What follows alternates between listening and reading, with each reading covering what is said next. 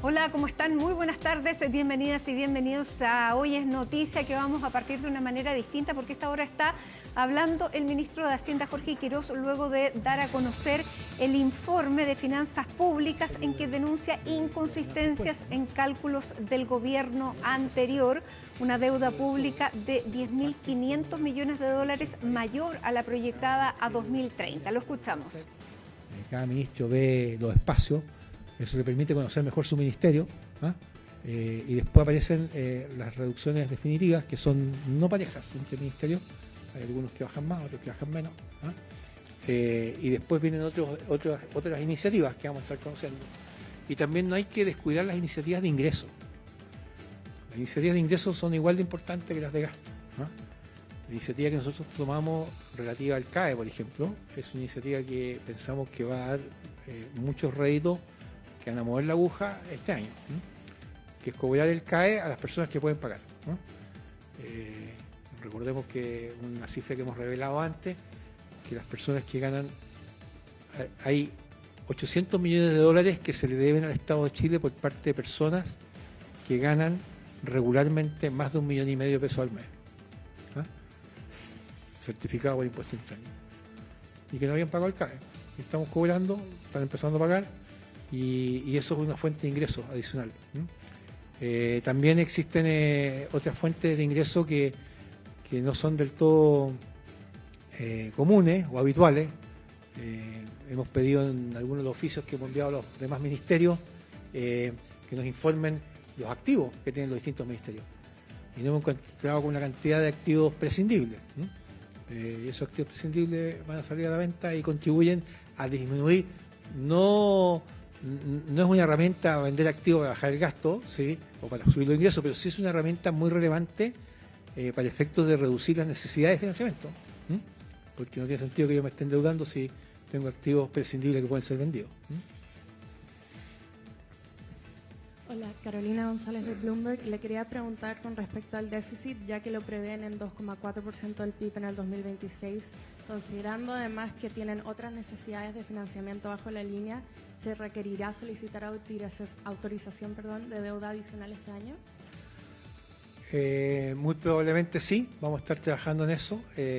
Como les decía, las necesidades de autorización de deuda para este año vienen del mayor déficit de entre 2,4 y 1,8, pero además vienen del error que había de cálculo de deuda previo. Es muy probable que lleguemos a ello, pero vamos a tener que terminar de estudiar la situación porque estamos viendo también otras opciones. Buenas tardes, ministro. ¿Cómo está? Ignacio Valdivieso de Radio Agricultura. Llevándolo a una información que se dio a conocer durante la jornada, Máximo Pacheco presentó su renuncia al directorio de Novandino mediante una carta a su sucesor Bernardo Fontaine. ¿Qué opinión le merece su decisión en el marco también de la resolución de sobreestimación en la producción de Codelco? Mire, en esta oportunidad quiero referirme solamente a las cifras fiscales y ya habrá oportunidad de comentar esas otras noticias. Ministro, Felipe Gallego de TVN, estamos en vivo para el canal 24 Horas. Le quería preguntar qué efecto tiene esta sobreestimación en los niveles de deuda, qué efecto tiene para el país, para que la gente también lo entienda cuando hablamos de esta inconsistencia que detectan ustedes. ¿Qué significa para la gente? ¿Qué significa para el país? ¿Cómo lo podemos explicar? Bueno, lo primero que tenemos que explicarle al país es que desde este ministerio vamos a hablar siempre con la verdad. Vamos a hablar siempre desde la seriedad, desde los números que vemos, vamos a ser muy, muy francos, vamos a ser siempre conservadores también, ¿eh?, en los números, queremos ser conservadores y decirles nomás que vamos con un norte claro, que no hay motivo de alarma, ¿eh?, que es un norte claro donde vamos a ir reordenando las cuentas fiscales. El trabajo va a ser un poco más pesado de lo que habíamos imaginado, pero vamos con ese norte y no vamos a salir de ese sendero. Y lo más importante es que nos apoye el Congreso en la aprobación del proyecto de reconstrucción nacional y desarrollo económico y social, a efectos de que podamos empezar a crecer, y porque ahí está la solución definitiva de todos los problemas. Más crecimiento, más empleo, más inversión, todo eso implica al final más recaudación. Ministro, un par de cosas más. el proceso de investigación es una investigación administrativa o un sumario, y lo segundo, ¿no piensan o tienen considerado quizás convocar a un externo para que analice las cifras como el FMI, para que de alguna manera zanje un poco la discusión, considerando que es probable que el gobierno anterior venga y diga todo lo contrario de lo que ustedes nos están diciendo ahora? Mira, no vemos necesario citar a ninguna comisión, porque en primer lugar no está en cuestionamiento el cierre fiscal del año pasado. ¿Ah? Cerró en lo que cerró en el déficit que tuvo, que fueron 2,8 puntos del PIB. ¿Ah? No hay ningún cuestionamiento de eso. La deuda medida el año pasado es la deuda que se midió. En la ejecución al marzo es la ejecución que se vio. ¿Ah? Lo que hay es un problema de consistencia en el cálculo de la deuda futura. Y nosotros hemos informado de aquello al Consejo Fiscal Autónomo, le hemos puesto nuestra estimación arriba de la mesa, existe un ente que puede revisarlo, no estamos como en el año 2010 donde eso no existía, y había que llamar a comisiones, no vemos necesidad de que ello ocurra, los números son los números, las estimaciones son las estimaciones y las inconsistencias son las inconsistencias. ¿Perdón? Dejémoslo en investigación por ahora. Ministro, también un poco para sumar, en base a las consecuencias directas de esta mala estimación de deuda, ¿qué pasa con la calificación de riesgo de Chile?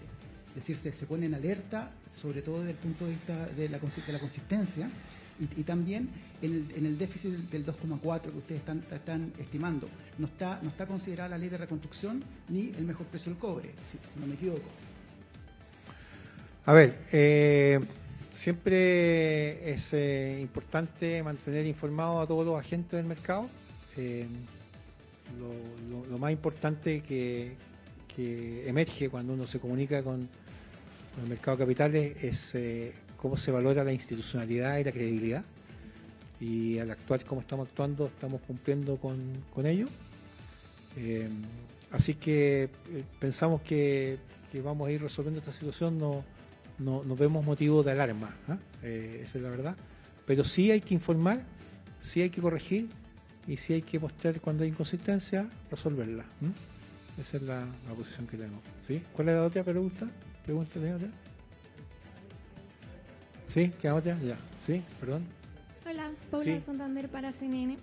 Primero preguntarle que dice el informe que a 2030 el crecimiento será de un 2,3%. ¿Perdón? Por lo tanto, ¿Perdón? el informe indica que el crecimiento será de un 2,3% a 2030. ¿Se descarta entonces la meta de crecer al 4% para el final del gobierno? No, en ningún caso. Le reitero que esta es una proyección que le llamamos pasiva. O sea, con la información de que hoy día disponemos, con los parámetros de que hoy día se dispone, eso es lo que ocurriría, ¿sí? Con las proyecciones como están, ¿sí? No incorpora las medidas activas. Y las medidas activas son las que sostenemos, nos van a llevar a crecer al 4. ¿Y las estimaciones de este informe consideran o no el impacto que puede generar sobre la economía el proyecto de reconstrucción? No, por lo mismo, porque en el informe de finanzas públicas uno debe considerar solo lo que está disponible. No puede especular sobre futuras leyes, no puede conjeturar de que a lo mejor yo voy a pasar tal ley, voy a equilibrar tal cosa, o voy a hacer tal otra. Por lo tanto, es con la información de que se dispone hoy. Ahora, hay aspectos que uno va usando porque son parámetros que se vienen usando de antes. El peso del cobre que está usando es 5,5 y el peso del cobre está en 6,3. Si se mantiene en 6,3, va a haber un número probablemente mejor que el que está ahí. El precio del litio estamos usando hoy día $13 el kilo, hoy día está en 20, si se mantiene en 20, pero son todas conjeturas respecto al futuro y preferimos en esta materia ser conservadores y mantenernos con los parámetros con que veníamos prediciendo de antes.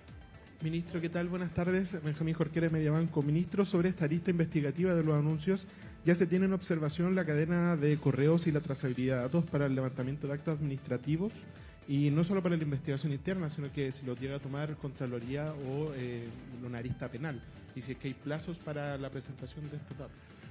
Mira, hay que ir siempre con mucha calma, sin estridencia.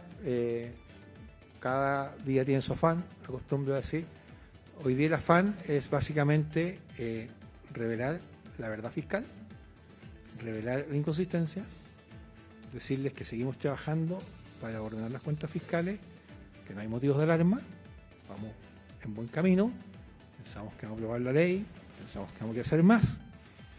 Y en materia de la falta que hubo, que no sabemos si es error o es otra cosa, la investigación tiene que seguir su curso y cuando termine se darán las noticias que corresponda darlas en ese minuto, pero sin especulaciones y sin conjeturar más allá de lo debido. Ministro, ¿qué tal? Buenas tardes, por acá Gabriel Riveros de Radio ADN. ¿Qué tal? ¿Cómo Para está? explicarle un poco mejor el tema, se habla de que el déficit pasó de un 2,9 puntos del PIB a un 2,4%. ¿Cómo se explican esas medidas? ¿Se da por lo que pasó durante el gobierno los primeros 19 días o son factores externos los que terminan determinando ese cambio? No, hay elementos muy relevantes que son los que se han estado haciendo. Ojo que no es el primer trimestre, es lo que se proyecta para el año 2026 sobre la información disponible del primer trimestre, ¿sí? Y sobre la información disponible en el minuto que estamos haciendo este informe. Y esa información contenía las medidas iniciales de ajuste, por lo tanto eso explica parte de la rebaja, ¿sí? Y también se incorporan distintos elementos. Se incorpora lo que pasa. Bueno, son las declaraciones a esta hora del ministro de Hacienda, Jorge Quirós, quien luego de entregar el primer informe de finanzas públicas de esta administración, de la administración Kast, ha denunciado inconsistencias en los cálculos del gobierno anterior. La deuda pública sería mayor en 10.500 millones de dólares, mayor a la que se proyectaba a 2030. Por lo tanto, él ha dicho que han detectado errores aritméticos, inconsistencias en cálculos y la proyección de la deuda bruta del gobierno central para los años 26 al 30 es mayor. El ministro ha declarado que se va a hacer una investigación, pero que no hay motivos de alarma. Dice el ministro, vamos por buen camino, vamos a aprobar la ley de reconstrucción. La investigación tiene que seguir su curso, pero vamos a crecer, vamos a seguir con el mismo norte, vamos a crecer, dice, ahí está la solución. Son las palabras entonces del ministro Quirós al entregar este informe financiero a esta hora de la tarde. No se quiso referir a la renuncia de Máximo Pacheco, que en el día de hoy dejaba la presidencia de Codelco, pero que además ha querido renunciar también a la empresa que va a explotar el litio, en la que había sido nombrado por la unanimidad de sus integrantes. Vamos a seguir ahondando en estos temas más adelante, pero a esta hora vamos a ir al Palacio de Gobierno junto a Ivo Goich, porque durante esta jornada el ministro de Seguridad Pública, Martín Arrau, tuvo su primera reunión de seguridad en el Palacio de Gobierno junto con el presidente, otros ministros vinculados a este tema, y dio también su primera conferencia de prensa ya más a caballo de su ministerio y de sus responsabilidades. Así que vamos a tomar contacto con Ivo Goich para conocer de esta primera reunión y también de estas primeras declaraciones que dio Martín Arrau ya como ministro propiamente tal, después de prácticamente 6 días de cargo. ¿Cómo estás, Ivo? Muy buenas tardes. ¿Cómo te va, Matilde? Muy buenas tardes. Así es, había hablado en la semana pasada Martín Arrau como nuevo ministro de Seguridad Pública de nuestro país en una declaración de prensa junto a Claudio Alvarado y Luis de Greynt el día del ajuste ministerial del presidente José Antonio Kast. Esa fue una presentación, una declaración sin preguntas de los medios de declaración y más que nada agradeciendo la confianza que el presidente Kast había depositado en ellos para asumir o nuevas responsabilidades o sumar responsabilidades a las que ya tenían como ministros, en el caso de Alvarado y de Greynt. Lo cierto es que el día de hoy lo podemos marcar como el debut de Martín Arrau como ministro de Seguridad Pública, ya liderando y encabezando un comité de seguridad, que fue el que se realizó hoy en el Palacio de la Moneda durante la mañana.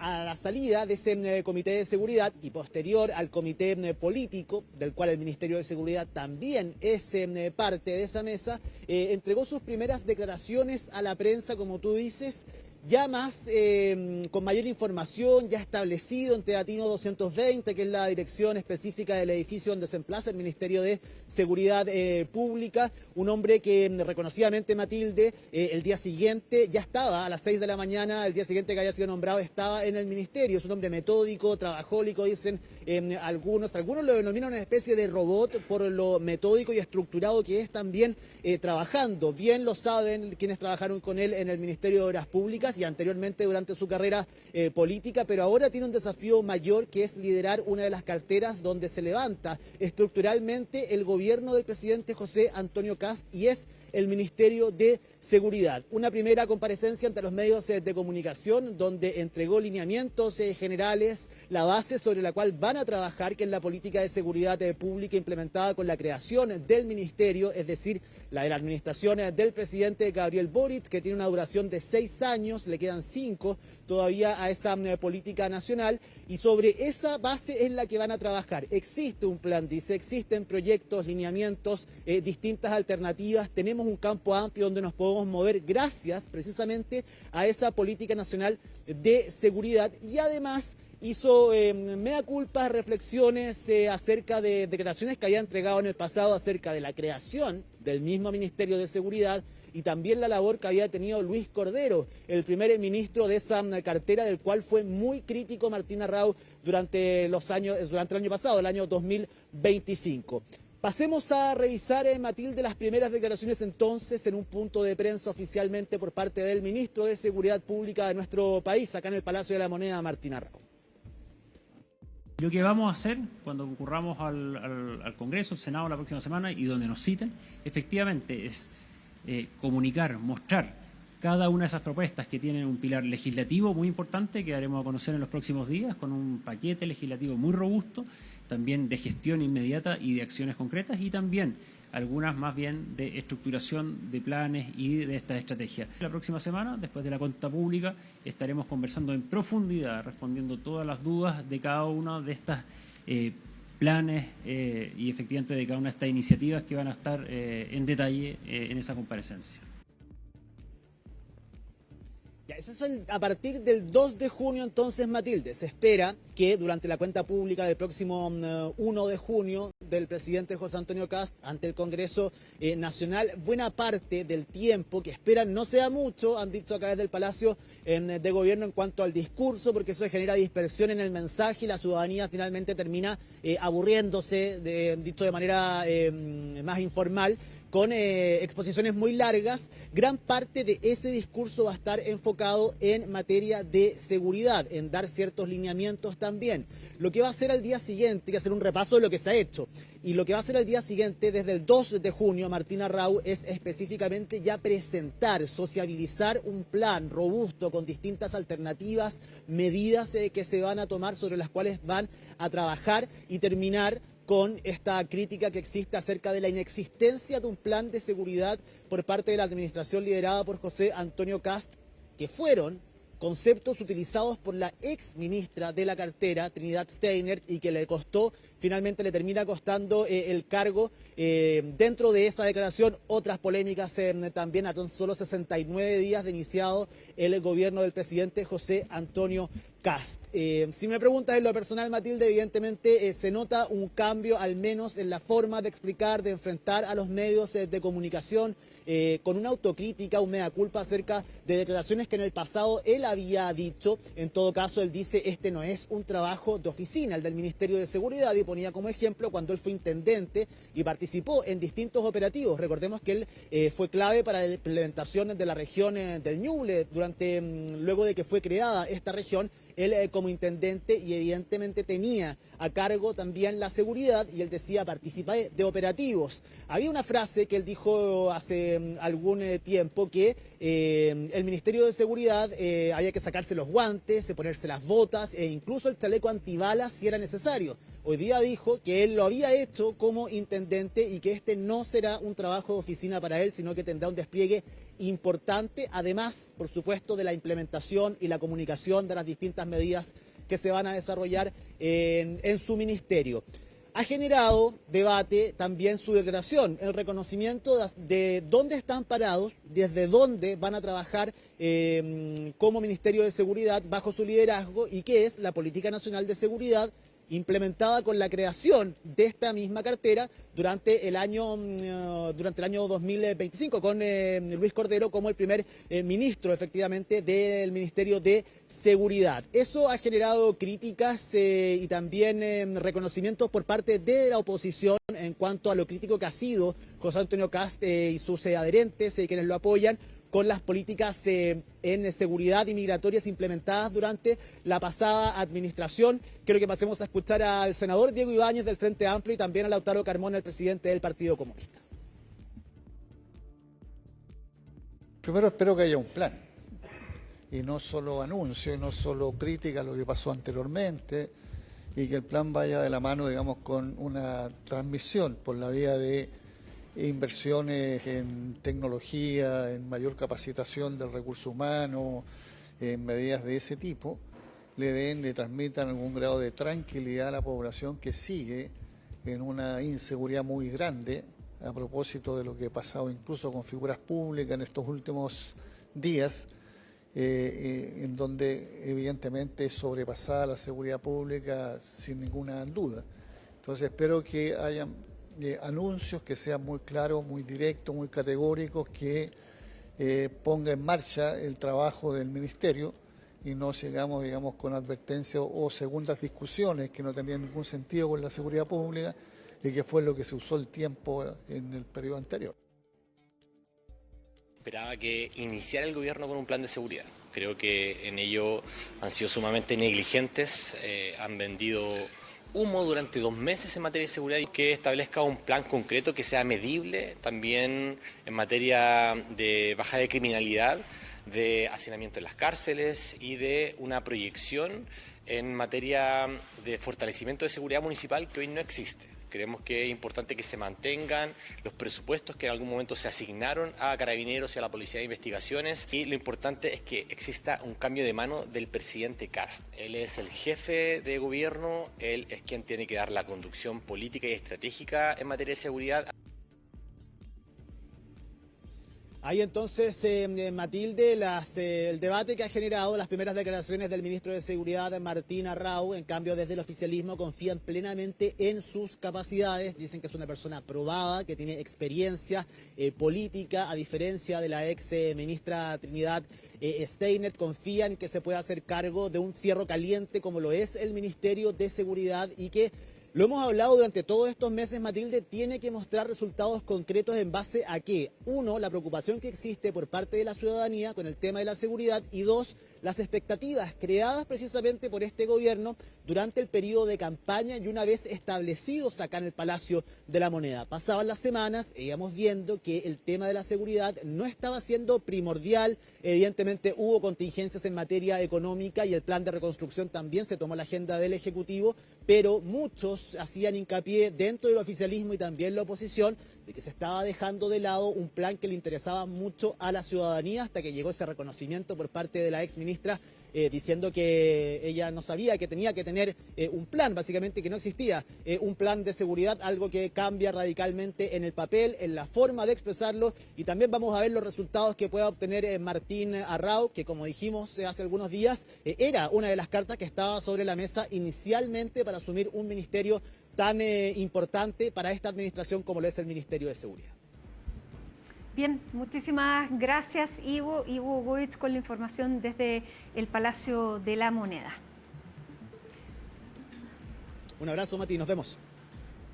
Y nosotros seguimos con informaciones de esta tarde, porque durante las últimas horas el expresidente de Codelco, que dejaba su cargo el día de hoy, también presentó su renuncia en forma sorpresiva al directorio de Nova Andino Litio. Es en su último día como presidente de la cuprífera que Máximo Pacheco envió una carta dirigida al nuevo presidente del directorio de Codelco, Bernardo Fontaine, en la que presentó su renuncia indeclinable al directorio de la empresa conjunta a la cuprífera ISQM, encargada del desarrollo del litio en el salar de Atacama. Además, Pacheco criticó a quienes cuestionaron su gestión señalando que transformaron la actividad en un campo de disputa miope y pequeño. También el ahora expresidente de Codelco agradeció al presidente Gabriel Boric, resaltando que hubo un esfuerzo colectivo que permitió alcanzar en 3 largos años un resultado de tanto valor estratégico para Chile. A través de su cuenta de X, el ministro de Economía y Minería, Daniel Mas, sostuvo que valoramos la decisión de Máximo Pacheco de dejar la presidencia de Nova Andino Litio, dada su salida como presidente de Codelco, agregando que se inicia una nueva etapa que debe estar marcada por la excelencia en la gestión, la seguridad de los trabajadores, la transparencia y el buen uso de los recursos públicos. Bueno, es de todo eso y además del informe de finanzas públicas que acaba de presentar el Ministerio de Hacienda, donde se ve una deuda pública que a 2030 sería mayor en 10.500 millones de dólares, más de lo estimado, es que vamos a conversar a partir de ahora con el senador del Partido Socialista y presidente además de la Comisión de Economía del Senado, Gastón Saavedra. ¿Cómo está, senador? Muchísimas gracias por contestar este llamado a esta hora de la tarde en que se han producido todas estas noticias. Muy buenas tardes. Hola, buenas tardes, Matilde. Un gusto conversar con usted. Bueno, senador, comencemos por lo que ha ocurrido hoy en Codelco, porque renuncia, sale Máximo Pacheco en medio de críticas muy fuertes, de cuestionamientos a su gestión, a los números de su gestión, y además él presenta el día de hoy la renuncia a Nova Andino Litio. Bueno, sí, él ya había dado por cumplido su periodo en Codelco, lo que está establecido, por lo tanto no había nada nuevo allí.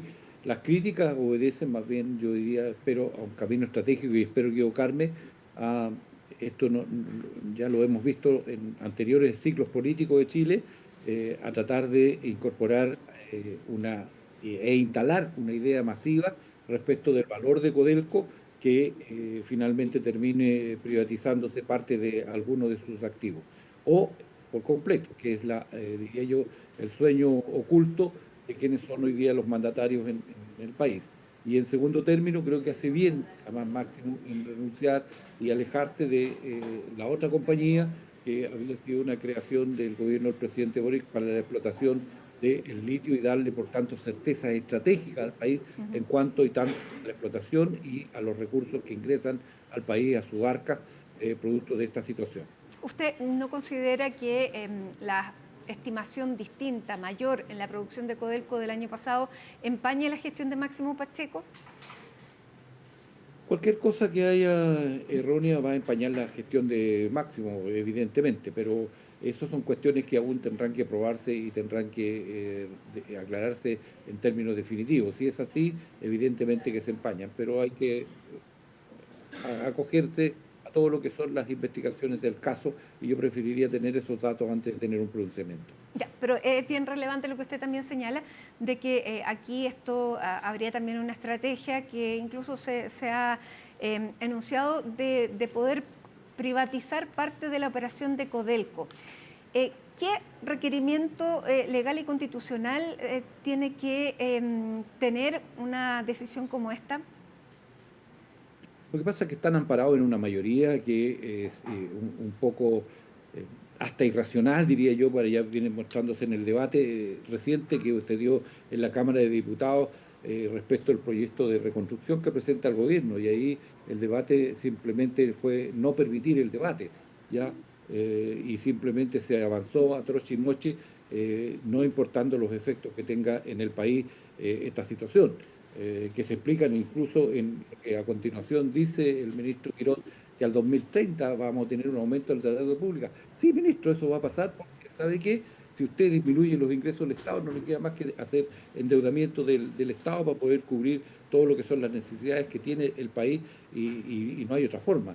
Déjese de jugar con todo el país y asuma que su estrategia que hoy día tiene en un plan que tiene que ver con la reducción del ingreso, con la reducción del gasto público y con achicar el Estado, le va senador, claro. Pero para cerrar lo de Codelco, usted dice que para cualquier ley el gobierno aplicaría la misma lógica de la mayoría que tiene y de una tramitación rápida en la Cámara para después alcanzar los votos que tiene también bien ajustado en el Senado. Pero eso sí requiere, hay que revisar si eso es ley orgánica, constitucional, Claro, no le van a ahí dar las mayorías. Ya, pero eso es lo que ocurriría en el caso de Codelco. Ahora, hoy día acaba durante la tarde finalmente de presentar el gobierno, el ministro Quirós, el informe de finanzas públicas que tenía un retraso, 2 veces se había retrasado. Bueno, en este informe él denuncia inconsistencias en los cálculos del gobierno anterior y dice que la deuda pública sería de 10.500 millones de dólares mayor a la proyectada a 2030, que ahí hay inconsistencias, dice errores aritméticos que se detectaron en los cálculos y en la proyección de la deuda y efectivamente entonces esto equivaldría a 3 puntos de el PIB, estos 10.500 millones de dólares que no estaban contabilizados. ¿Qué le parece a usted que se esté también poniendo la lupa sobre el último trimestre del gobierno del año 2025 del gobierno del presidente Gabriel Boric? Eso de enero, febrero, marzo, ¿cierto? Hasta el 11 de marzo. Sí, esos son. Ahí está, sí. Bueno, está bien que se escrute todo y me parece bien, pero la proyección es al 2031 y lo que se está viendo ahí, y por eso le digo, el ministro no asume lo que en realidad le va a pasar al país. Al 2031 vamos a tener que tener más deuda pública para poder suplir la merma que va a significar la ley de reconstrucción. Claro, él dice que esta estimación no considera los efectos que pudiera tener la aprobación de esta reforma, sino que es con los datos que tenemos hasta ahora, haciendo los cálculos con la realidad que existe hoy. Pero ¿cómo vamos a tener cálculos distintos si el gobierno terminó el 11 de marzo? Y él quería que el gobierno no podía saber lo que iba a pasar, el gobierno anterior, nuestro gobierno no podía saber que iba a ocurrir esta situación. Lo que él está preparando la situación, el escenario para justificar lo que va a quedar por embarrada en el país si usted rebaja los 4 puntos de impuesto corporativo. Ya, ¿usted no cree que haya un error en los cálculos como denuncia el ministro Quirós? Lo que ocurre es que él, reitero, está tendiendo una cortina de humo para justificar, pues lo dice, esto es crecimiento. Y por otra parte no hay como diablo justificar el crecimiento a partir de la merma presupuestaria que se va a producir en el país, de ingresos, y entonces al 2031, claro que sí, vamos a tener que tener una mayor deuda para poder cubrir el déficit fiscal que se va a producir con la ley de Quirós. Ya, usted, claro, dice que está preparando el camino, pero que no cree que hayan estas inconsistencias o errores aritméticos que denuncia Jorge Quirós. Mire, es lo que él dice, es la palabra de él contra lo que se hizo anteriormente, pero bueno, ha estado todo el tiempo en lo mismo. Y ahora yo reitero, él está avalando algo y buscando una fórmula tal para justificar lo que viene a continuación, a partir del martes en el Senado, de debatir el proyecto de ley de reconstrucción que él denomina, y él sabe que no va a tener mayores ingresos porque no tiene cómo justificar que va a haber crecimiento inmediato. Acuérdese que al 2031 recién empezaríamos a tener luces distintas y por tanto, ¿cómo en el tiempo, en ese trayecto de tiempo, esos 4 años, cómo hacemos andar el aparato público para que siga cumpliendo con las políticas públicas, con deuda? Ya, vamos, esto es lo que acaban de entregar en este informe de finanzas públicas. Yo no sé si usted tuvo el tiempo para revisarlo porque se acaba de dar a conocer después de 2 postergaciones, pero es en base a esos números que él está dando estas explicaciones. Eso los conocía de antemano, por algo los postergó. Senador, vamos entonces a lo que va a ocurrir a partir del día 3 de junio cuando ingrese este proyecto, esta ley de reconstrucción nacional, porque el día de ayer el ministro Claudio Alvarado, haciendo también una marca en su gestión de quién efectivamente está llevando a cabo las negociaciones y quién tiene la muñeca política para las negociaciones. Él dice que se abre a conversar en el Senado y que probablemente no se van a realizar las negociaciones en los plazos que había establecido, que había fijado o que había propuesto Jorge Quirós.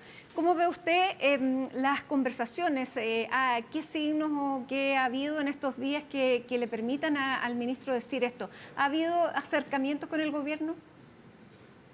Primero, un escenario distinto. Yo creo que el gobierno tiene que asumir que no existe el PDG, a Dios gracias, en el Senado. Lo que único que existe son algunos votos díscolos o algún voto díscolo que pudieran tener. Si es que se mantiene las mayorías que hay, sería 26-24. Esa sería la expresión que tiene el gobierno. Y con la duda yo me imagino que Matías Walker habrá pensado muy bien lo que significa aprobar un proyecto que le provoca déficit al Estado, ¿ya? Y es una situación que tenemos que conversar, que tenemos que darle vuelta. Nosotros siempre hemos sido, acuérdense que venimos hablando de cuánto tiempo atrás, acuérdense que se votó en contra por parte de la derecha oficialista un proyecto de reforma que presentó el ministro Marcel. Entonces, si no hay compensaciones, hace difícil el diálogo y tienen que abrirse a hacer las correcciones necesarias para un proyecto que sigue siendo malo. O sea, rebaja sin compensaciones no funciona. Integración, además de un beneficio explícito a quienes son los más ricos del país. Disminución del impuesto territorial afecta a los municipios de Chile. En la mañana conversaba con los alcaldes de acá, de la zona, y están francamente aterrados con la situación. El incentivo al trabajo o el crédito al trabajo tampoco es tal, un incentivo más bien a pagar menos. Lo que pasa con el CENSE. Entonces, hay mucho por corregir, mucho por dialogar entonces, pero tiene que haber una apertura a hacer las correcciones necesarias para que el proyecto tenga sentido y efectivamente sea un consenso nacional para hacer, como ellos mismos lo dicen, hacer cosas distintas. Pero las cosas distintas tienen que ser dando certeza, manteniendo un país balanceado y entendiendo que entre ingresos y gastos, y al mismo tiempo que apunte al bienestar de la ciudadanía. Ya, pero en este tiempo han habido acercamientos con el gobierno, con el Partido Socialista, porque ellos plantean que buscan conversar con el socialismo democrático. ¿Eso se ha producido? Hasta la hora con el Partido Socialista no. Ya.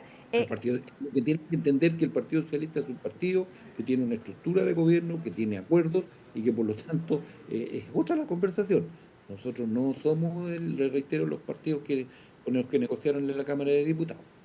Ya, ustedes inicialmente la rebaja del impuesto corporativo del 27 al 23, ¿la apoyarían si es que estuviera compensada? En eso estaría la negociación que tiene que hacer el gobierno si quieren los votos del socialismo democrático.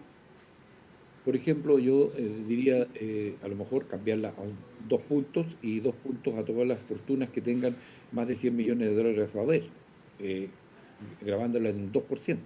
Y eso daría una situación distinta en nuestro país. Estoy hablando de 100 millones de dólares, no estoy hablando de 100 pesos. Entonces, si se abren a eso, ¿por qué no conversarlo? Pero abrámonos a eso. Todo lo que tiene que ver con la invariabilidad, una invariabilidad que deja casados, atrapados, ¿cierto?, a 6 gobiernos, y al mismo tiempo en un sistema que permite inversiones de ¿cuánto? 50 millones de dólares. Eso es para la pequeña minería. Ahora, senador, un punto el que mencionó ayer el ministro Claudio Alvarado, que sorprendió bastante porque es uno de los puntos más sensibles para el ministro Quirós, fue el que dijo que se podía conversar sobre el subsidio al trabajo. ¿Eso para el socialismo democrático es un punto importante? Es tremendamente importante porque además tiene el subsidio unificado al empleo, que le sale mucho más barato que hacer lo que están haciendo. Ya, ¿y cómo vio usted esta declaración del ministro Alvarado? ¿Lo ve como un golpe de timón, como una forma de marcar que es él el que lleva la discusión política por sobre el ministro Quirós? Bueno, ya se verá si efectivamente es así o no es así, pero el ministro también tiene que ver cuáles son los instrumentos que hoy día tiene el Estado chileno. Uno de ellos es el subsidio unificado al empleo. Eso está ahí y eso le sale mucho más barato a Chile y tiene mucho más incentivos a la generación de empleo. De verdad. ¿Ya? Ver también, por favor, ministro, hable con la gente de la Cámara de Producción y de la Construcción.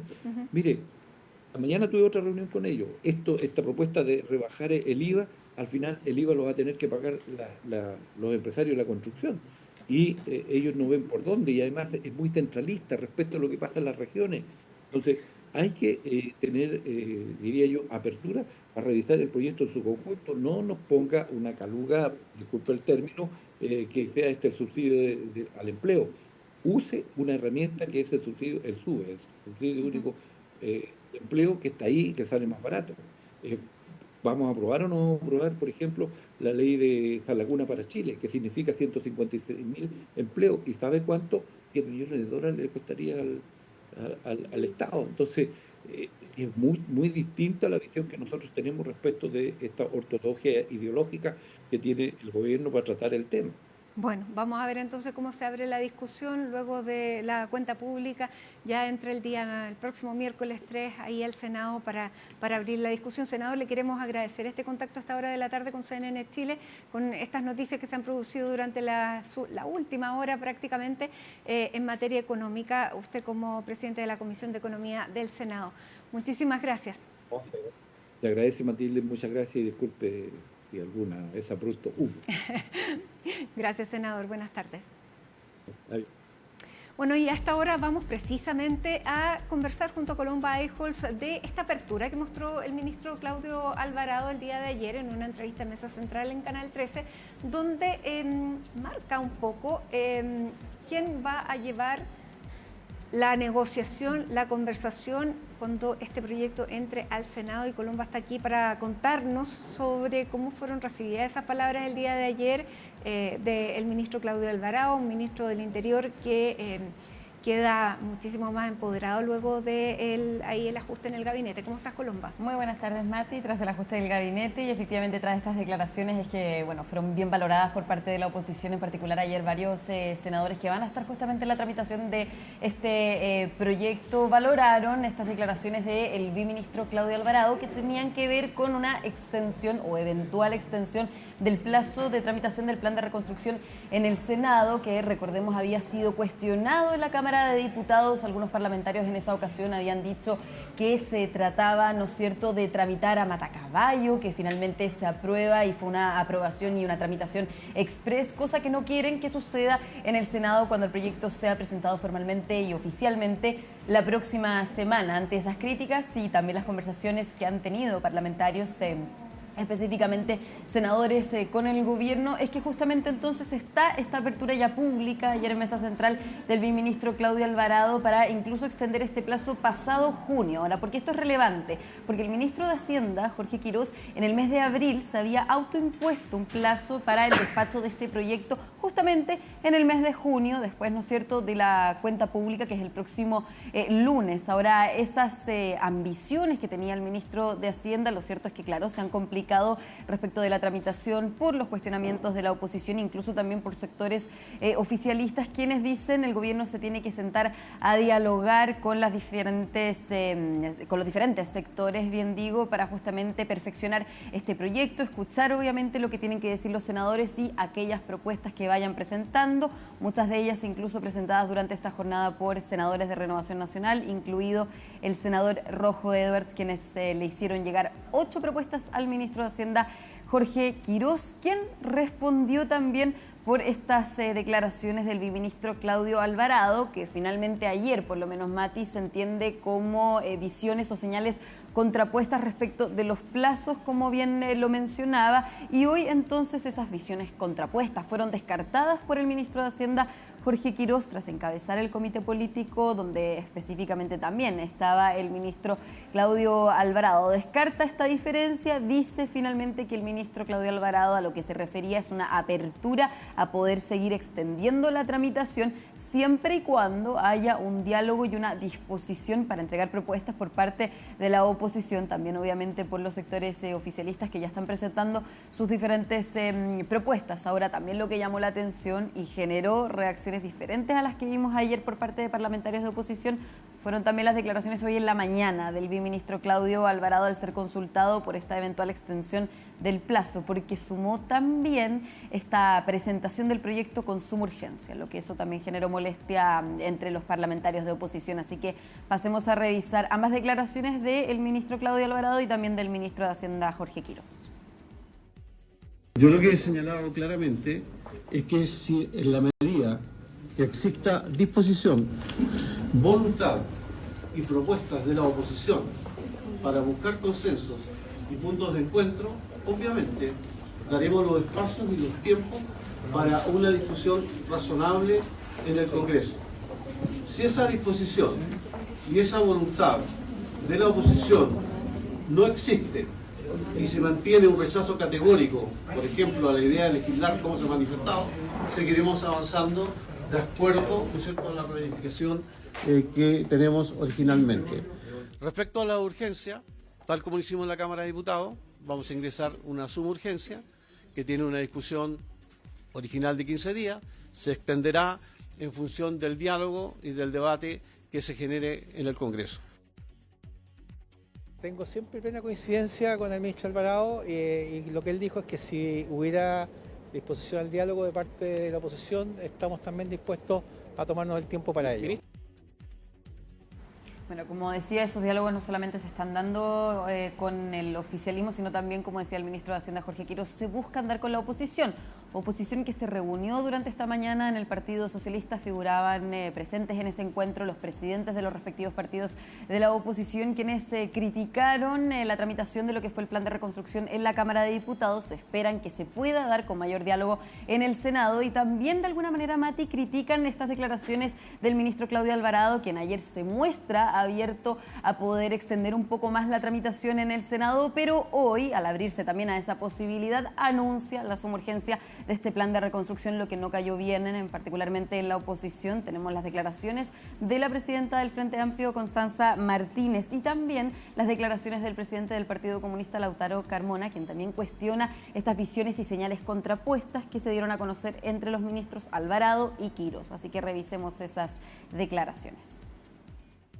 No puede ser que al mismo tiempo que el ministro Alvarado plantea la necesidad de que haya diálogo con la oposición, el propio gobierno sea incapaz de responder no solo a nosotros como oposición, sino al Consejo Fiscal Autónomo, al Fondo Monetario Internacional. Tenemos una oposición unificada, una oposición que tiene líneas comunes y que está disponible a trabajar y a escuchar en la medida que el gobierno también tenga la buena fe de plantear un diálogo honesto, sin urgencias como la que planteó el mismo ministro Alvarado y con una tramitación que hasta el momento ha sido solo escuchando ni siquiera a su propio sector, sino a quienes son los más radicales del gobierno del presidente José Antonio Kast. Manifestarse sobre la idea de legislar tiene dos partes. El gobierno, que se propone que a toda costa sea aprobada, y quienes creemos que es un proyecto que sería mucho más eficaz, eficiente, más claro, más directo, si tuviera, digamos, un debate por separado de los temas que contiene. Tenemos un poquito de cultura de una diversidad de expresiones que se hacen y trascienden, y que lo único que hacen, digamos, es debilitar el mensaje de origen. Y yo creo que es lo que ellos primero tienen que ponerse de acuerdo, claramente qué es lo que quieren transmitir.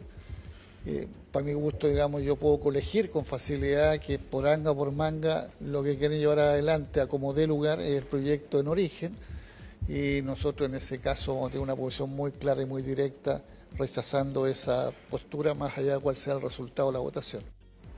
Ahora, claro, es una votación que se va a dar en el Senado, donde el gobierno busca votos clave de aquellos parlamentarios que son independientes. Hablamos del senador Miguel Ángel Calisto y también del senador Karim Bianchi, con quien el gobierno se ha sentado justamente a conversar. Respecto de este último parlamentario, del senador Karim Bianchi, es que se ha generado una molestia que ya se ha hecho pública por parte del senador independiente y ex miembro de Renovación Nacional, Alejandro Kusanovich, justamente porque los dos son representantes de Magallanes, y justamente por las conversaciones que habría tenido el senador Karim Bianchi sobre el nombramiento del delegado presidencial en esa región, es que la molestia que se generó respecto de esa situación llevó al senador independiente ex Renovación Nacional a la semana pasada ya hacer público su rechazo a la idea de legislar por la molestia que ha generado la negociación del gobierno, no solamente en el plan de reconstrucción, sino también respecto a otras situaciones como las que mencionaba. Y esa molestia también se ha generado no solamente por lo que ha hecho el gobierno, sino ya en particular adentrándonos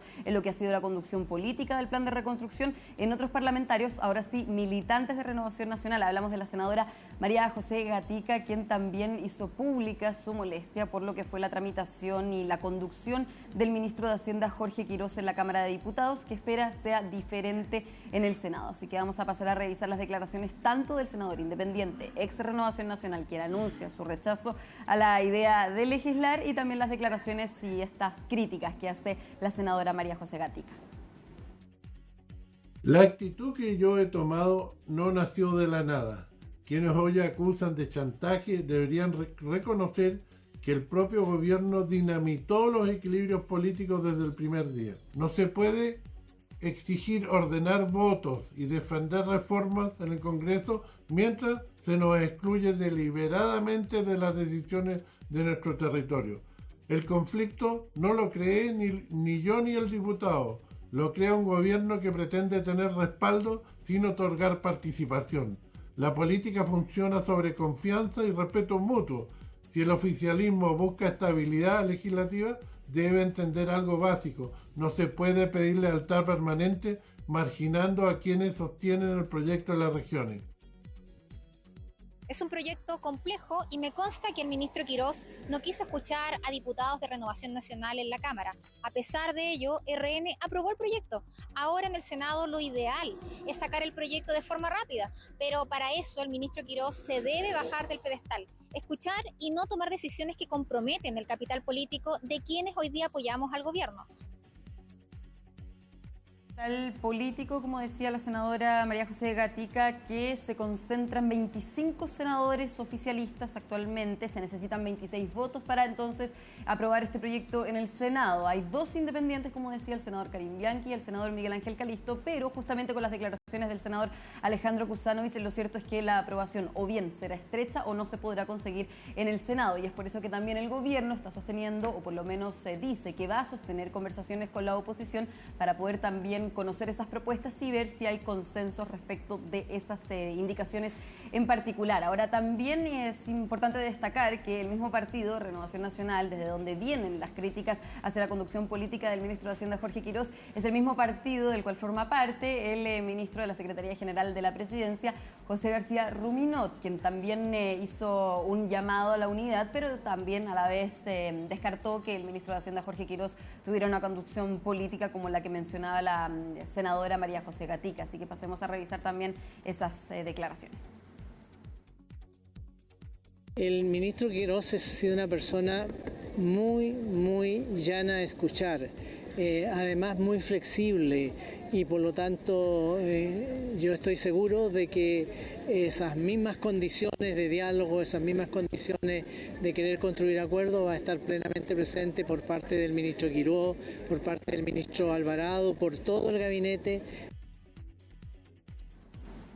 Bueno, de todo el gabinete entonces, de lo que va a ser la tramitación de este plan de reconstrucción. Hablábamos también de Renovación Nacional, de estas críticas que vienen del mismo partido del ministro de la Secretaría General de la Presidencia, José García Ruminot, partido que llegó durante esta jornada también al Ministerio de Hacienda, donde sostuvieron una reunión con Jorge Quirós y le presentaron 8 propuestas que esperan puedan ser incorporadas en lo que va a ser la tramitación en el Senado del plan de reconstrucción. Mati, en algunas de las propuestas llama la atención, por ejemplo, la rebaja del impuesto corporativo de un 27 a un 22%. También ahí modificando la iniciativa del gobierno, que es de un 27 a un 23%, entre otras indicaciones que pretenden presentar para la tramitación en el Senado de este proyecto. Bien. Miércoles entonces, 3 de junio, entra ahí al Senado y empieza una discusión que para todos es absolutamente distinta. Vamos a ver cuáles son las negociaciones, qué los inspira, qué los mueve, porque hemos visto muchísimas cosas a lo largo de esta discusión. Muchísimas gracias, Columba, y nos vamos a la pausa con esta información, porque hace 21 minutos se produjo un sismo de magnitud 6.9 en la ciudad de Calama, precisamente a 20 kilómetros al noreste de Calama. Se registró a las 17 horas con 52 minutos a una profundidad de 114 kilómetros. A esta hora se han registrado varias réplicas ya de este sismo. Tenemos algunas imágenes que nos han enviado desde la ciudad de Calama, donde se puede ver la magnitud ya en las casas de lo que significó este fuerte temblor magnitud 6.9 que ha traído cortes de energía eléctrica en la región, en varios puntos de la región, pero hasta ahora no tenemos ningún reporte de algún problema mayor, algún accidente o algún rodamiento de terreno. Pero esas son entonces las imágenes que nos llegan desde la ciudad de Calama. luego de producirse, o en el minuto más bien que se producía este sismo de magnitud 6.9. Con esta información hacemos un alto y al regreso vamos a estar conversando precisamente con Calama para conocer más detalles de cómo se vivió este sismo.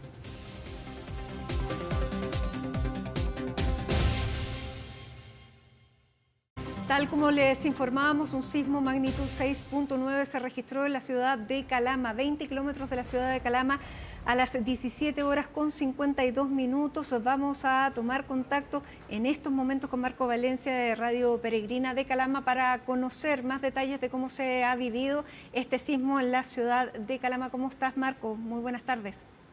Muy buenas tardes, ¿cómo están? ¿Me escuchan bien por allá? Perfectamente. Sí, estamos aquí en Radio Peregrina junto a Radio Vecinal de Calama y este terremoto, ya se habla de terremoto aquí en la ciudad, causó una gran conmoción, fue muy fuerte. Nosotros estábamos justamente aquí en la radio y la verdad que se cayeron algunas pantallas que tenemos aquí en algunos estudios y además muchos llamados de gente que indica, gente que, sobre todo adultos mayores que estaban con mucho pánico.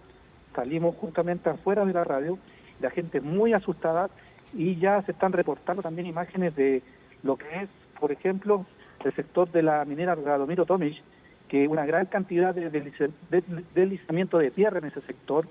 Eso es lo que dice la información preliminar desde Codelco, desde el Departamento de Prensa de Codelco. Y con respecto a lo que pasa en algunas casas, ya están tirando algunas imágenes de mucho daño en las viviendas. Ha sido muy duro. Ahora vino recién otra réplica. ¿Hay daños en las viviendas, Marco? ¿Eso me está diciendo? ¿Cómo? ¿Hay daños? Hay daños en la vivienda, muchas viviendas. En el centro también salimos nosotros a recorrer recién el centro y vidrios quebrados por muchos edificios que hay aquí en el centro de la ciudad. Ya, sí, quebradura de vidrios. Ahora, el suministro de energía eléctrica, ¿cómo se está comportando? No, todo bien hasta el momento. Bueno, en el sector que estamos nosotros, el centro de la ciudad de Calama, pero hemos recibido informes de vecinas que tienen daños estructurales, de gente que ha sufrido también algunas heridas también por daño de paredes. Hay muchas paredes que aquí son de adobe. Entonces, estamos esperando también la información preliminar que entregue la delegación presidencial y también la municipalidad de Calama. Hay mucha conmoción, mucho susto en las personas. Me indicaban también que ya están bajando se están cerrando algunos procesos de turno en la minería porque están bajando muchos de los mineros que estaban de turno.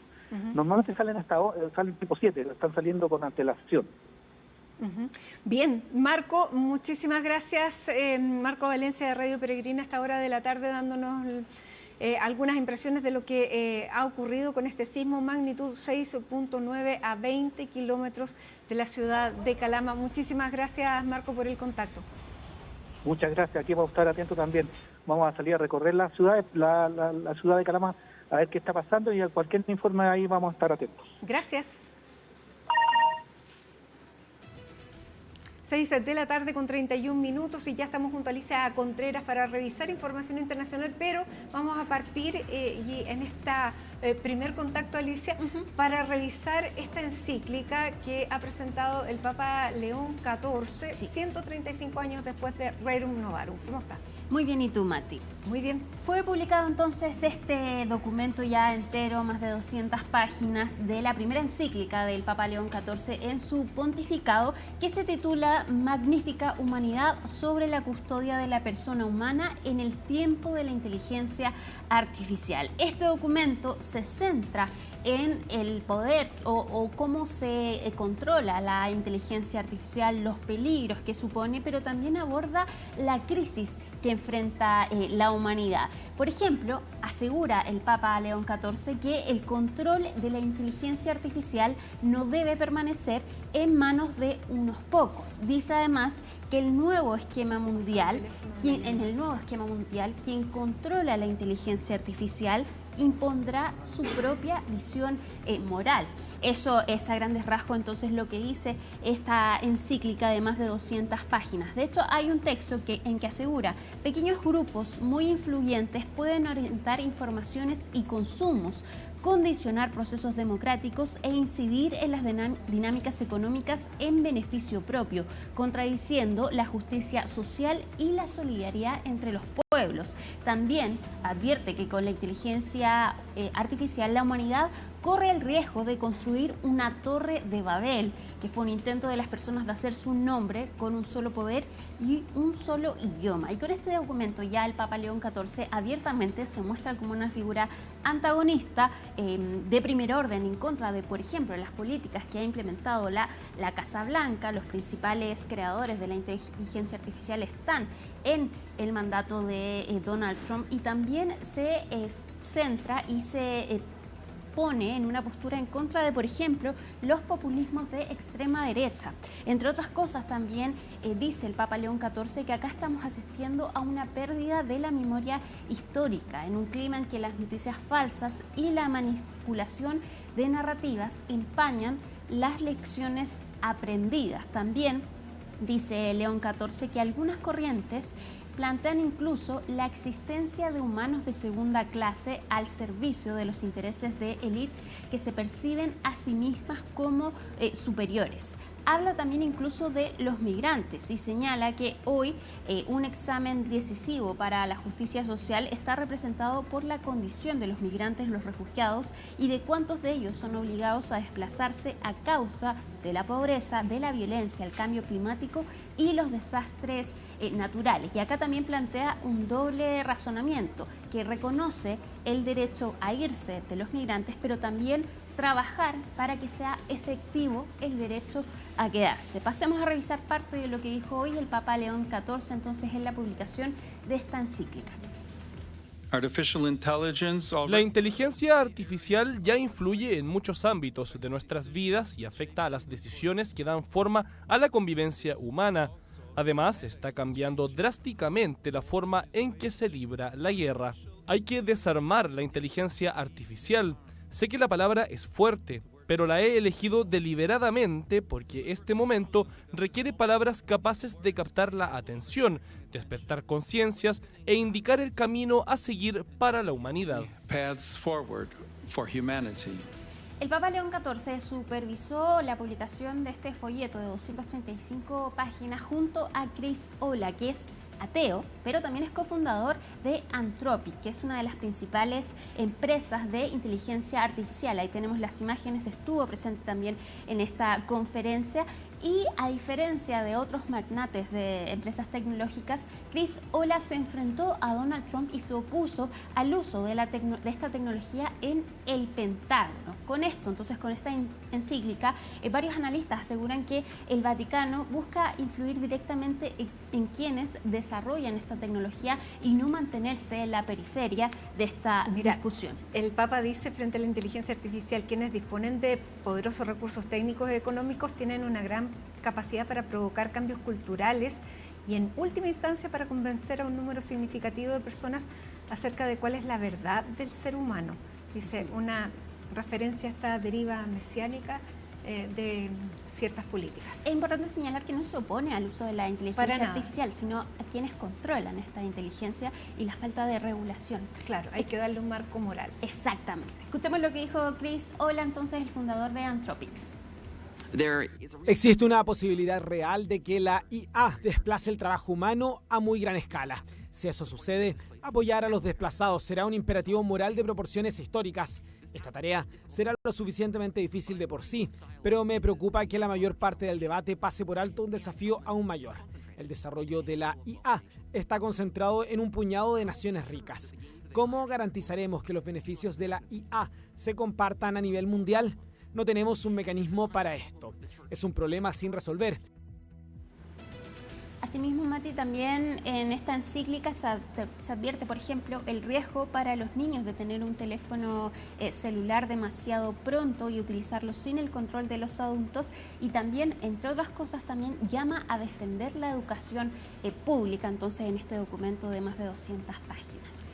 Y le agradece a los periodistas, lo que es algo bien inédito en una encíclica, nunca antes había ocurrido, y le agradece ¿por qué? Por denunciar lo que ha estado mal en la Iglesia, y eso es el caso de la pederastia. Él también en Perú fue una voz muy importante en la denuncia de los sodalicios, por lo tanto es un tema que conoce muy bien, así que tampoco nunca se había tocado en una encíclica una referencia como esa. Bien, Alicia, vamos a seguir conversando sobre este tema porque es muy, muy importante esta encíclica que ha sacado el Papa justo los 135 años de la Rerum Novarum, que se sacó para la revolución industrial. Bueno, ahora estamos frente a otra revolución. Así que muchísimas gracias. Nos vemos más rato. Así es.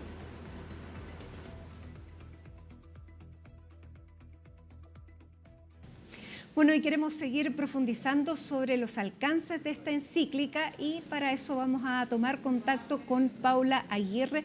Ella es vicerrectora de Inteligencia Digital de la Universidad Católica. Paula, muchísimas gracias por este contacto y esta conversación con CNN Chile. Muy buenas tardes. Hola Matilde, muy buenas tardes y muchas gracias a ustedes por la invitación. Paula, la encíclica se cuenta desde el principio por el título, que siempre es en latín, que dice Magnifica Humanitas. ¿Qué es lo que está diciendo este Papa, que es un matemático, sobre el hombre con este título? Bueno, el Papa lo que hace con esta encíclica es plantearse frente a las preguntas de nuestro tiempo. Ese es como su punto de partida, un poco siguiendo los ejemplos de el más, digamos, claro de Rerum Novarum, León XIII frente a la revolución industrial. Y frente a esas preguntas, los dos caminos que él plantea ante la irrupción de la inteligencia artificial son justamente que la inteligencia artificial sea conducida y esté al servicio de esta magnífica humanidad que él plantea, o por el contrario, que si la humanidad se descuida y deja el desarrollo y el avance de la inteligencia artificial relegada solamente a los aspectos técnicos y productivos, justamente lo que va a ocurrir es que ese avance vaya en detrimento de los principios que la doctrina social de la Iglesia defiende, esencialmente la dignidad inalienable de toda persona, la justicia social, el bien Paula, común, etc. Esta encíclica, tú lo recordabas, viene después de 135 años que León XIII, no es casualidad que este Papa haya elegido ese nombre, recordando a León XIII que publica esta encíclica Rerum Novarum en 1891. Han pasado 135 años. En ese entonces el Papa León XIII lo lanza pensando en el cambio epocal que significa la revolución industrial. Este mismo cambio epocal en el que estamos frente a la inteligencia artificial, si pudiéramos hacer un símil, son los dos cambios tan transformadores de la sociedad. Exactamente, o sea, es un cambio en el caso de Rerum Novarum se enfoca mucho en el cambio que significa para el mundo del trabajo. Pero en este caso lo que plantea el Papa León XIV es que el desafío es mucho más urgente por distintos aspectos. Uno es porque el avance de la inteligencia artificial va a una velocidad que es difícil de seguir para la misma sociedad, ¿ya? Y por lo tanto lograr darle un marco ético, un marco humanista a ese desarrollo es mucho más desafiante. Y por otra parte, porque la inteligencia artificial no solamente afecta en la industria, en la productividad, como ocurría en la revolución industrial, sino que es una tecnología que es perversiva y que está presente en todos los aspectos de nuestra vida cotidiana, en las comunicaciones, en la educación, en nuestras interacciones con otras personas, en la democracia, etc. Entonces, los efectos son mucho más profundos y llegan directamente a todas las personas. Bueno, él dice que quien controla la inteligencia artificial impondrá su propia visión moral, que se convertirá en la estructura invisible de todos los sistemas. ¿Es ese el alcance que tiene la inteligencia artificial? Incluso él dice, hay un tecnofascismo que es lo que está detrás de todo esto y que es el peligro al que estamos enfrentados. O sea, ese es el riesgo que él plantea, que efectivamente por el hecho de que la inteligencia artificial no está distribuida en su desarrollo, sino que está en gran medida concentrada en organizaciones privadas, principalmente transnacionales, que controlan sobre todo además los recursos necesarios para el desarrollo de la inteligencia artificial, esencialmente los datos y el gran poder de cómputo, existe un riesgo real de que esas decisiones relacionadas con la conducción y el desarrollo de la inteligencia artificial estén concentradas en muy pocas personas, que además también pueden verlo desde una perspectiva mucho más tecnocrática, pensando en primer lugar o como prioridad en la eficiencia, la productividad, en los retornos económicos que puede tener la inteligencia artificial, versus, como plantea él, mirar el desarrollo de la inteligencia artificial desde una perspectiva mucho más participativa, donde todos los actores de la sociedad tienen un rol y una responsabilidad en conducir ese desarrollo para que realmente la inteligencia artificial vaya en beneficio de las personas, sea un aporte y un valor para el trabajo y aporte a la construcción de una sociedad mejor, como plantea la doctrina social de la Iglesia, o en general el humanismo, digamos, que creo todos, digamos, apoyamos o coincidimos en gran medida. Ahora, el Papa, y él hace la advertencia, dice, tal vez va a sonar fuerte, pero hay que desarmar a la inteligencia artificial, y hace el símil con la energía nuclear y la bomba atómica. ¿A qué se refiere con desarmar y cuál es el poder que tiene esta inteligencia artificial? Bueno, ese desarmar justamente no es que deje de existir, ni que deshagamos la inteligencia artificial, sino que pierda su potencial de convertirse en un arma tanto bélica, por supuesto, pero sobre todo en un arma de desunión y de, digamos, de detrimento social y de detrimento de la dignidad humana, ¿ya? Y lo que invita a él es que miremos esta inteligencia artificial como una herramienta que el ser humano, digamos, con las decisiones y las reflexiones adecuadas, puede conducir para que se convierta en un bien al servicio de las personas, de la justicia social, del bien común, y que realmente podamos, digamos, a todo nivel, no solamente ciertos grupos aislados, sino que toda la sociedad en su conjunto y cada individuo, cada persona pueda aprovechar los beneficios, pero con, digamos, resguardo y teniendo en consideración también cuáles son los riesgos que ese proceso conlleva. Claro, y eso da cuenta de que se necesitan grandes consensos mundiales, ya vamos a ir a eso, pero quería detenerme en una cosa bien puntual, que en esta encíclica, que tiene hartas particularidades, una de ellas es que la presenta el mismo Papa, nunca antes un Papa había presentado su propia encíclica, y estaba también presentando junto a él la encíclica el cofundador de Anthropic, Christopher Olah. ¿Quién es Christopher Olah y qué es Anthropic? Bueno, Anthropic es una de las grandes empresas tecnológicas que está liderando el desarrollo de grandes modelos de inteligencia artificial generativa. Son los creadores de Claude, que es un modelo, digamos, que ha tenido tremenda resonancia en los últimos meses. Realmente se ha convertido en una herramienta, digamos, líder en el desarrollo de código, pero también cada vez más en el uso cotidiano de las personas. Ha tenido una erupción espectacular en los últimos meses. Y acá hay mucha historia y un poco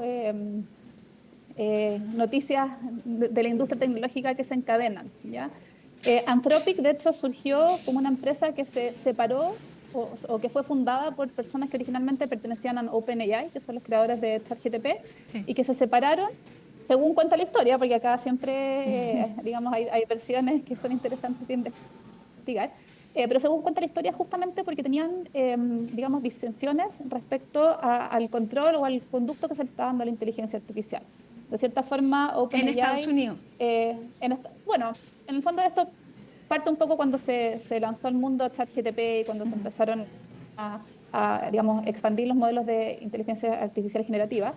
Y ahí los fundadores de Anthropic, que son principalmente los hermanos Amodei, Darío y Daniel Amodei, más un conjunto de grandes investigadores, entre ellos Christopher Olah, en el fondo estaban en desacuerdo con liberar tan rápidamente estas capacidades como ampliamente la sociedad, porque veían justamente riesgos que podían, digamos, correrse, o a lo mejor estudios, conocimientos y resguardos éticos que consideraban que aún no estaban del todo claros y que no se sentían, digamos, con las herramientas para poder digamos, tomarlos, son dado parte que había ellos una cierta presión para avanzar rápido. De esta discusión que hubo hace, ya no recuerdo bien si fueron 3-4 años atrás, cuando los desarrolladores de inteligencia artificial dijeron, paremos, demos una tregua para establecer los límites de lo que estamos construyendo. ¿Es ahí donde se produce esta separación de Anthropic?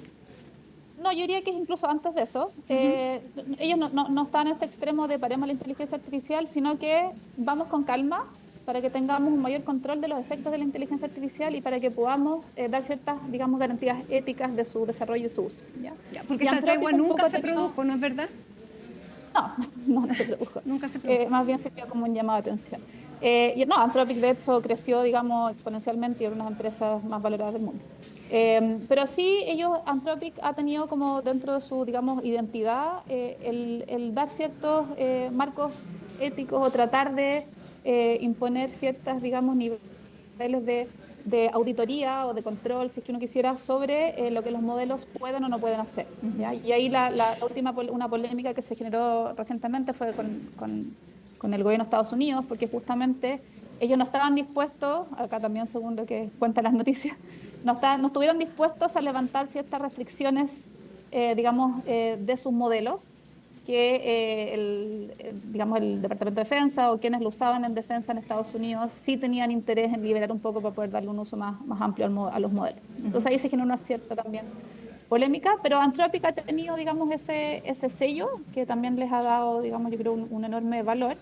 Y dentro de Anthropic, Christopher Olah, él trabaja en lo que se llama la interpretabilidad de los modelos de inteligencia artificial. Claro, llama la atención porque estaba ahí sentado una persona ajena al Vaticano, pero además ateo, desarrollador de inteligencia artificial, pero que hace una advertencia que es bien relevante. Él dice que se necesitan voces morales que los incentivos no puedan doblegar.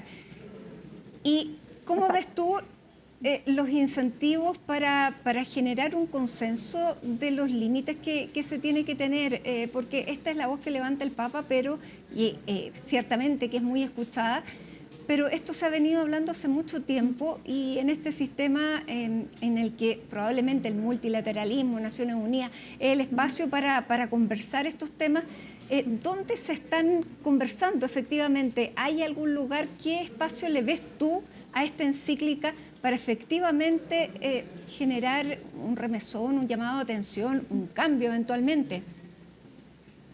Bueno, yo creo que la encíclica lo dice claramente, que el rol de la Iglesia es iluminar, digamos, las preguntas actuales, pero también le entrega claramente la responsabilidad de esa conducción al mundo político, a la sociedad y a cada una de las personas que interactúan con la inteligencia artificial. Entonces yo creo que más bien lo que uno esperaría a partir de esta encíclica es que esa discusión, digamos, suene las campanas y que efectivamente se generen esos espacios donde muchas más personas puedan participar en esa generación de incentivos o de marcos normativos o de, digamos, bordes para el uso y desarrollo de la inteligencia artificial, que más personas se sientan convocadas a participar activamente en esas discusiones y que también las entidades políticas, las organizaciones internacionales, los espacios multilaterales, se tomen este tema, digamos, como un tema prioritario, urgente a discutir y que generen de esa forma también un avance conjunto hacia una conducción humana de la inteligencia artificial. ¿Y esa discusión se está dando en alguna parte hoy, Paula? Yo creo que se da, pero probablemente no a nivel tan expansivo como debiera ser. Yo creo que justamente este principio de que todas las personas tienen un rol, un poco como lo digamos, hay una metáfora ahí con la construcción de Jerusalén que dice que todas las personas son responsables de una parte de la muralla, digamos. Yo creo que eso es una conversación es un principio que debería adoptarse mucho más profundamente en la sociedad, porque finalmente, como ha pasado en otras revoluciones, muchas veces los cambios y los incentivos no se alteran hasta que no hay un movimiento y una fuerza y un empuje extendido mucho más generalizado, digamos. Es difícil pensar que los dueños de grandes corporaciones, solo porque el Papa hace una encíclica, van a cambiar completamente su modelo, pero en la medida que hay un consenso social, y eso se traduce en votos, en, digamos, movimientos democráticos, en avanzar hacia ciertas regulaciones o definir normativas, digamos, como consenso social y también internacional. Eso sí genera un terreno mucho más fértil para que la conducción de la inteligencia artificial se vaya alineando con estos principios de humanismo cristiano. Porque es posible ponerle límites legales que hoy día prácticamente no existen. Es difícil, sí, porque también otra de las cosas que quedan muy claras, es difícil, pero más que difícil es porque yo creo que todavía no tenemos muy claro cómo hacerlo. Han habido acá muchas discusiones, Europa partió con una regulación, Estados Unidos tenía otro modelo, en Asia hay modelos distintos, y la verdad es que ante un tema tan nuevo, también hay naturalmente una tensión entre saber cómo regular algo que está recién desarrollándose, asegurando que los incentivos sean los correctos, pero también sin ser un detrimento o un bloqueo para la innovación. Entonces, una conversación que está en marcha, de hecho en Chile ha estado en el Parlamento, el Ministerio de Ciencia ahora de Tecnología lo está tomando nuevamente, y es un tema en desarrollo, y yo creo que justamente el llamado es ahí a participar.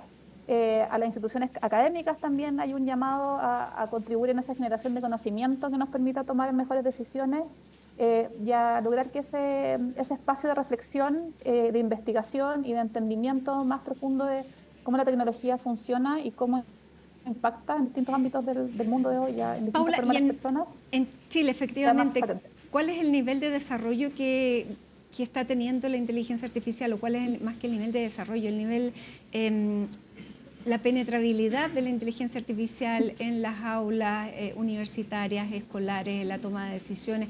¿Cómo lo ves tú? Y aquí prácticamente no tenemos ningún límite, solamente a lo que podamos acceder, y que es bastante libre, ¿no? Bueno, es un tema en desarrollo y es una pregunta que nos tiene, digamos, muy ocupados, por lo menos a todas las universidades. De hecho, la Universidad Católica ese es uno de los objetivos también y de las líneas de trabajo centrales de la Vicerrectoría de Inteligencia Digital. Es preguntarnos primero cómo avanzamos en el desarrollo de la inteligencia artificial bajo estos criterios éticos y este marco más humanista. Cómo logramos también entregar a las futuras generaciones, a nuestros estudiantes, los conocimientos, la mirada crítica, la capacidad de agencia para trabajar con la inteligencia artificial, pero siempre entendiéndola como una herramienta sobre las cuales ellos tienen finalmente la agencia y la palabra final. Y cómo ir también permitiendo que las fuerzas laborales se vayan reformando y actualizando para que este avance de la inteligencia artificial de nuevo sea en beneficio y no signifique un reemplazo y una precarización del trabajo. Claro, porque si bien la Rerum Novarum hace 135 años habló en la revolución industrial, en esta revolución de la inteligencia artificial, también se están perdiendo muchísimos empleos por digamos, la automatización digital de muchas tareas. Se están perdiendo, o sea, eso es una realidad.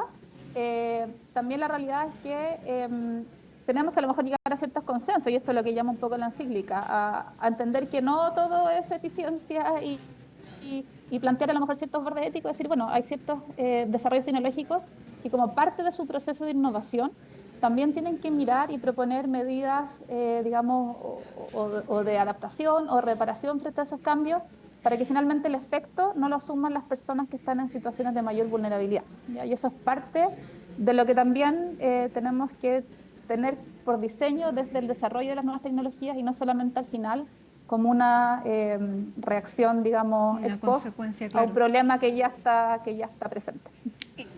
Exactamente, porque finalmente, para concluir, ¿hacia dónde pueden llevar las desigualdades de un mal uso de la inteligencia artificial? Bueno, como toda tecnología, pueden haber dos caminos, que exacerben brechas que ya existían, o que se usan de buena forma para lograr subsanar esas brechas, ¿ya? Y el riesgo de exacerbar las brechas es bien presente cuando acceder a la tecnología requiere recursos que solo tienen aquellos con más recursos, cuando se requiere también un esfuerzo de capacitación, que obviamente es más lejano para personas que están en situaciones de mayor vulnerabilidad, si es que no son apoyadas por sus propios empleadores o por, digamos, quienes están gobernando en el ámbito del trabajo. y también entre países. Actualmente este desarrollo y la adopción masiva de la inteligencia artificial es mucho más aguda, profunda y amplia en el norte global, desde donde vienen estos desarrollos. Y en el sur global siempre estamos un poco en la situación, digamos, que suele afectarnos cuando hay grandes desarrollos o innovaciones tecnológicas, donde de cierta forma somos más bien consumidores y donde por otra parte somos también la fuente de muchos recursos naturales que son necesarios para el desarrollo de esa tecnología. Claro. Se habla en la encíclica de los costos en términos de electricidad, tierras raras, trabajos, digamos, más precarios de anotación de datos, por ejemplo, que han sido parte de la conversación en torno a los impactos sociales de la inteligencia artificial. Bueno, y el Papa los conoce muy bien porque, bueno, estuvo muchísimo tiempo en Perú, conoce este sur global, tiene el conocimiento que tiene un matemático también sobre hacia dónde está yendo esta inteligencia artificial, así que es un Papa, además que es un Papa estadounidense, pero con una visión bastante antagónica a la que está predominando el día de hoy. Así que es bien interesante, Paula. Vamos a tener que dejar hasta aquí esta conversación, pero te queremos agradecer que en este primer día en que salió esta encíclica hubieras podido conversar con nosotros y abrirnos a una discusión que sin duda tenemos que tener todos los días. Así que muchísimas gracias por estar con nosotros. Muy buenas tardes. Encantada. Muchas gracias a ustedes. Chao. Hacemos un alto en Hoy es Noticia y ya estamos de regreso con otras informaciones. Estamos de regreso en Hoy es Noticia y vamos a contarles las palabras del director de Migraciones, Frank Sauerbaum, que dijo que nadie está obligado a lo imposible, eso en relación a los 300.000 migrantes que había prometido expulsar el gobierno. Vamos a conocer las reacciones a estas palabras junto a Francisca Cárdenas. Hola, Francisca. Hola, ¿qué tal, Matilde? ¿Cómo estás? Muy buenas tardes. Y varias reacciones tras los dichos del director nacional de Migraciones, Frank Sauerbaum, quien señaló: nadie está obligado a hacer lo imposible con respecto a la cifra prometida y que es promesa de campaña del presidente José Antonio Kast de poder expulsar a más de 3.000 migrantes irregulares en nuestro país. Todo esto en el marco de las últimas expulsiones, estas 80 personas que se fueron en un vuelo comercial, un vuelo charter que salió desde el aeropuerto de Santiago el domingo por la mañana, eso de las 8 de la mañana, hacia principalmente Colombia y Bolivia, con personas de ambas nacionalidades que tenían antecedentes en nuestro país. Dos de ellas eran sujetos de interés incluso por parte de las policías, uno de esas dos personas condenado por el delito de extorsión y otro condenado también por haber asesinado por el homicidio de un joven en nuestro país a solo 15 días de ingresar a territorio nacional. Todas estas declaraciones, estas reacciones fueron en el marco de las declaraciones también del gobierno, el subsecretario del Interior, Máximo Pavés, quien señalaba que en solo 40 días el gobierno del presidente Kast ya lleva 3 vuelos de expulsados, algo que no se daba en el gobierno anterior, bien digo, del expresidente Gabriel Boric, decía también el subsecretario. Eso también generó reacciones en la oposición porque dicen que eso no es así, que sí se generaron medidas, y lo otro que responde además el director nacional de Migraciones es que el año pasado, en todo el año, durante todo el año, según él, se habrían expulsado solamente a 1.200 personas y que en pocos días ellos ya llevan 700 personas. Todo un debate con respecto a las cifras de expulsados, pero también con respecto a las declaraciones en su minuto del propio presidente José Antonio Kast, quien señaló que esta promesa de campaña de poder expulsar a más de 300.000 migrantes irregulares era una metáfora, luego señaló que era una hipérbole, y eso es justamente lo que ahora recalcan en la oposición con respecto también a los dichos del director nacional de Migraciones de que nadie está obligado a hacer lo imposible, dice él, porque no se le puede exigir al presidente que realice esta totalidad de expulsiones en solamente 2 meses y en lo que va de gobierno. Pasemos a escuchar entonces parte de las declaraciones de la oposición. Eso se lo dijimos en todos los tonos al entonces candidato. Yo saqué la cuenta que para expulsar 300.000 migrantes en las condiciones y en la forma que se está haciendo se requieren 2,5 expulsiones diarias de aquí a fin del gobierno. Cada expulsión vale 3.000 o 3 millones de pesos. Entonces, cuando se dijo esto en campaña, cuando se dijo con cifras reales, se negó. Hoy día el gobierno ha logrado expulsar 3 vuelos, es cierto, Pero la verdad es que antes teníamos condiciones muy complejas para hacerlo, requerían notificación personal, hay más facilidades hoy día para expulsar y se necesitan recursos, se necesita voluntad política y es posible hacerlo. El gobierno está obligado a responderle a sus electores. Fue el propio presidente José Antonio Kast que mencionó que su promesa de campaña de expulsar a 300.000 migrantes era una metáfora, no solo afectando a la credibilidad pública de la figura presidencial, sino también desoyendo y de alguna forma maltratando a sus propios electores. No puede ser que en un tema tan sensible como es la política migratoria el gobierno mienta en ciertos datos. Y bueno, lo que se ha tratado de recalcar y resaltar por parte del Ejecutivo desde el Palacio de la Moneda es que en estos 40 días, dicen ellos, van 3 vuelos con expulsados, 160 personas en total. De estas 80, aproximadamente 23 del último vuelo, bien digo, este tercer vuelo comercial que se dio, eran bolivianas, de nacionalidad boliviana. De hecho, ya se confirmó la llegada de estas personas con antecedentes penales a Bolivia por parte de la Cancillería boliviana y, por otro lado, la otra totalidad de personas eran de nacionalidad colombiana. Como te decía, ahí había también un grupo de sujetos de interés.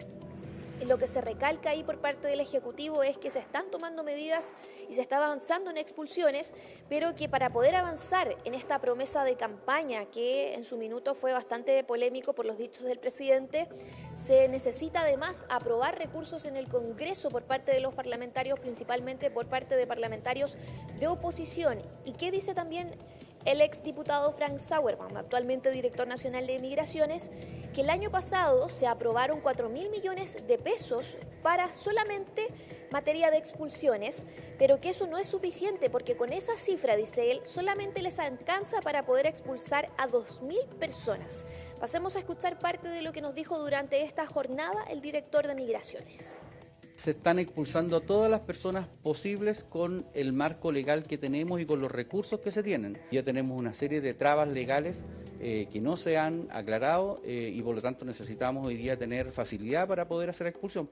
Nosotros estamos haciendo todos los esfuerzos para poder lograr este compromiso, porque más que una promesa es un compromiso y una determinación política. Nosotros vamos a hacer todos los esfuerzos con los medios que tengamos y llamamos a la oposición, que está tan preocupada ahora de las expulsiones de los inmigrantes irregulares que ellos dejaron entrar, que nos ayude a obtener los recursos y las modificaciones legales que necesitamos. Bueno, ahí entonces le responde también a los partidos de oposición que cuestionaban durante esta mañana que el gobierno destacara justamente las cifras de expulsados en torno a este vuelo que sale el día domingo desde la región metropolitana. Tuvo una escala además este vuelo con estos 80 expulsados en Iquique para luego irse a Colombia y a Bolivia, justamente donde se recibe también por parte de los gobiernos de Colombia y Bolivia a estos expulsados, a estos migrantes que tenían antecedentes en nuestro país. Otro de los puntos interesantes que señalan también desde Migraciones es que el 65%, dice Frank Sauerbaum, de las personas, los extranjeros ilegales en nuestro país son venezolanos y que es por eso que se espera. Incluso se ha adelantado por parte de algunas autoridades que para la primera cuenta pública en los próximos días del presidente José Antonio Kast se va a anunciar por parte de él una medida con Venezuela para poder acelerar esta tramitación y también la información de las personas que se quieren expulsar de nacionalidad venezolana de nuestro país. Así que escuchemos también parte de algunas reacciones en el oficialismo. Se está avanzando en las expulsiones. Se expulsaron a un centenar de personas el fin de semana y se van a seguir expulsando a personas que han cometido delitos. Lo que nosotros, obviamente, en materia de seguridad queremos es que esto vaya constantemente en aumento y constantemente creciendo la expulsión de personas que se encuentran en forma ilegal y que han cometido delitos en nuestro país. Posibilidad de avanzar en seguir expulsando personas es un tema esencial y para eso esperamos que se logre cumplir con los compromisos adquiridos por el presidente y para esto cada día hay que ir apurando más el tranco y es precisamente lo que se está haciendo desde Migración y desde el Ministerio del Interior. Yo creo que claramente hay una situación distinta a lo que se veía.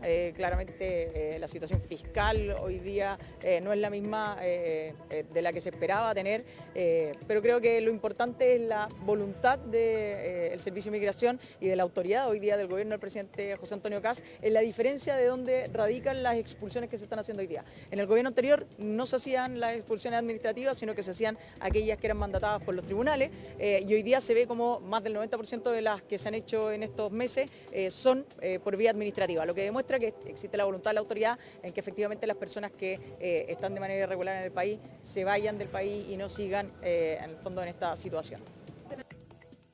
Bueno, ahí parte entonces de este debate que se ha dado en torno al plan migratorio, de reordenamiento migratorio, que además va a tener por estos días, esta semana, al director nacional de Migraciones en Colchane. Se va a reunir ahí con el alcalde de Colchane, con autoridades de la zona, también con el comisionado presidencial de la macrozona norte, quien va a estar presente también en este despliegue que van a realizar las autoridades para monitorear cómo va la situación en esta zona fronteriza, una de las principales donde ingresan más migrantes irregulares en nuestro país, hacia nuestro país. Así que nos vamos a quedar muy atentos a eso, a las medidas que se vayan tomando, pero también al anuncio que podría dar el presidente Kast con respecto a Venezuela y por otro lado también al plan de reordenamiento, con respecto al plan de reordenamiento migratorio. Así que nos quedamos muy atentos a eso y también a las posibles reacciones. Bien, Francisca, muchísimas gracias. Buenas tardes. Nos despedimos contándoles que se han registrado muchísimas réplicas en Calama, pero a esta hora no se registran daños de magnitud, solamente cortes de energía eléctrica en algunos sectores. Y con esta imagen de la capital nos despedimos. Hasta mañana.